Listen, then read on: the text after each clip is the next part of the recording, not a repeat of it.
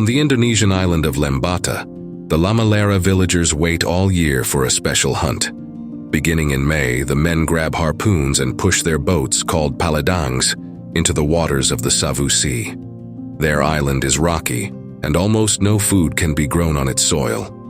So the few hundred villagers there depend almost entirely on what the sea provides, especially the migrating sperm whale, manta rays, and sometimes dolphins to provide food and a living for the entire village, which they undertake on simple sailboats and following ancient beliefs, taboos, and tradition. Annually, whales migrate between the Indian Ocean and the Pacific during May through October, when these giant sea animals pass the Savu Sea right at the doorstep of the island of Lembata. For Lembata, therefore, whale hunting starts on 1st May, reaching its peak in July. There, the Lamalerans will await them in small fleets of sailing boats and harpoons. The people of Lamalera have been spearing and landing sperm whales by hand for at least 600 years. The International Convention for the Regulation of Whaling bans whale hunting, but allows some indigenous people to hunt whales for their own consumption. This might change as conservationists like WWF are incessantly prodding Indonesian officials, demanding stricter regulations for hunting practices within the Savu seascape and the Ombai Strait, a migratory bottleneck of regional importance. So far, the environmental activists have limited impact, due to sluggish government actions and the withstanding Lamaleran clans. For the Lamalerans, the whales are regarded as a gift of the gods. Every successful hunt feeds an entire community for months. Their fishing tradition dates back long before the Archipelagic Republic of Indonesia even existed. Historical tales indicate that the Lamalerans originated from Sulawesi, where they waded out with nets to catch mackerel or other small fish. Becoming more experienced, they pushed off in boats and captured bigger prey. At last, they launched a small fleet of sailing boats on the Banda Sea and explored this watery world until they reached what is now Lamalera. When a whale hunt is decided, a number of boats parked on the beach are released from their simple shelters, cheered on by the entire village, and a troop of boats will set sail together to catch their harvest. Before that, however, everyone gathers to attend a dedicated mass led by the local Catholic priest to pray for a successful and safe expedition. For the majority of the inhabitants here are Catholic. The actual whaling is still done on traditionally flimsy wooden boats, called paledangs. These are manned by between 7 to 14 helmsmen, oarsmen, and harpooner, where each is assigned his special duties. The most agile of the team stands on the bow, ready with a barbed harpoon. The hunts are led by a harpoonist called a Lama Fa, who has proven his courage.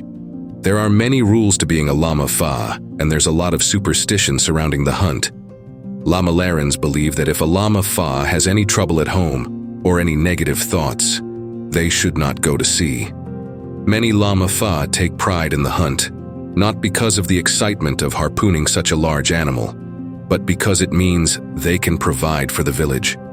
It is also a great burden to be a Lama Fa. During hunting season, which lasts from May to October, the harpoonists must feign a Buddhist-like tranquility, believing that any angry emotions can curse a hunt. Another requirement for Lama Fa is that they're not allowed to be intimate with their wives during the weekdays of hunting season. If a young man told a woman he loved her, she would immediately ask if he was a Lama Fa. If the man said yes, the woman would stay well away from him, because they know there won't be much sex later on. When a whale is spotted, the whalers on board take on a hunting frenzy mood, driven by decades of experience in collective baiting. The chase begins. The giant is approached with a harpoon at the ready. The most experienced whaler awaits the right moment, then finally leaps off to the air, using the force of his own body weight and the iron tip of the bamboo harpoon to pierce the thick skin of the sperm whale. If he is successful, the boat will be connected to the whale by a thick rope at the end of the harpoon. The whale may try to dive deep, aiming to escape, putting the boat and the crew at risk. Whales can take hours to tire, even after being speared by multiple harpoons, so the boat may be dragged along at full speed for several hours before the monster or the crew is exhausted. Other villages who also hunt for whales are from the Lamalera village on the island of Solor, but the Lamalera village is the most well-known. During one season, islanders may catch between 15 to 20 whales. There are taboos for the Lamaleras when it comes to whale hunting. For example, it is forbidden to hunt pregnant whales, young whales, and mating whales. This capacity to recognize these specific taboos can only be learned through extensive periods of experience. Unfortunately, some elders worry that the tradition is vanishing, as youngsters tend to separate tradition from convenient modernity, so that future generations will no longer adhere to such precious traditional values. After a successful hunt, the whale is brought on shore in low tide to a waiting clan. The whalers, with their entire families in tow, carve away blocks of blubber and strip the whale to the last piece. Not too long ago, even the blood was used for cooking a hearty soup. All parts have their own benefit and purpose, whereas some exotic parts, like a whale penis, can only be used for Chinese medicine, think traditional Viagra. The blubber and innards are of greater use. The most famously useful part of the whale is its highly flammable oil, which serves as fire kickstarter and old-fashioned lamp oil, sometimes as cooking oil, and even as nutrition for children, a rich source of omega-3 fatty acids. Some of these whales will yield upwards of 30 gallons of oil. But for the Lamalera, the most essential part of a whale is obviously its meat, which in sundry slices will help many families to survive the upcoming days. The villagers are all devoted Christians, and they have established a coexistence between their original belief and Christianity, a transition which largely influenced by a German priest who arrived in Lamalera some 100 years ago. Most crews won't leave shore without sprinkling their boat with some blessed water, followed by a prayer to God, Mother Mary, and their ancestors. Before the Catholic missionaries arrived in Lamalera, the villagers believed in Lara Wulan, the god of the sky, Tana Ikan, the god of the earth, and Ina Leva, the mother of the sea. Additionally, they worshipped their ancestors, which became saints with the rise of Christianity. These forefathers faithfully carry the villagers' wishes to Lara Wulan. The priests made them believe that water was created by God. This has been accepted, as it was quite easy to replace Ina Leva with Holy Mother Mary. Among the Lamalerans, nothing goes to waste, a point of contrast to modern mass fishing, and the waste in bycatch it evokes. Yet Lamalera's whalers use traditional methods similar to those practiced by Western mariners in the early 19th century. Although many Lamalerans have been well educated over the past decades, most families still pursue subsistence lifestyles, with only minor exchanges of currency. Traditional whaling is incredibly difficult, and therefore an unpredictable path for day-to-day survival. Still, despite the global narrative that progress equals happiness and prosperity, the Lamalerans as a whole aren't overly interested in development, which they feel would cost their pride and identity.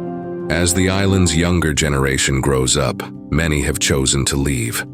A retired Lama Fa says both his sons left for college rather than stay on the island. "I'm very delighted that I was able to send my children to school and provide them an education so that they are able to choose a different way of life," he says. But he also realizes it could mean the end of something that was important to him. The future of our tradition is unclear. Many of our talented Lama Fa are aging, and meanwhile, the outside world is calling for our children. In return, they may support the family using their degrees during harsh times when there's no whale for several months. Time has brought some changes. Lamalera, numbering some 4,000 dwellers, is now on the electrical grid and has had a flaky phone signal for 3 years. The local high school even offers a Wi-Fi spot, running simultaneously with the electricity from 6 a.m. to 6 p.m. The economics within the commune has traditionally been barter-based, although this has slightly changed with the road built 20 years ago to connect Lamalera with the harbor town of Lewaleba on the other side of the islet.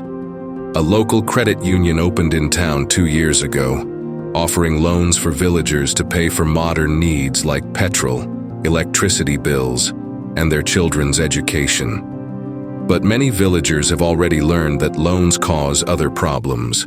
Only a few bad catches and they would fall behind on their payments and slide deeper into a debt trap. Whereas until the late 90s, the villagers had only been taking to the sea in simple sailboats called paledangs.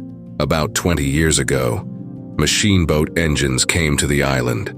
Ever since, it's been a point of contention with environmentalists. The Savu Sea is an important migratory corridor for whales. With engines, the hunters can take their boats farther faster, and conservationists worry that villagers are killing more animals than what is needed.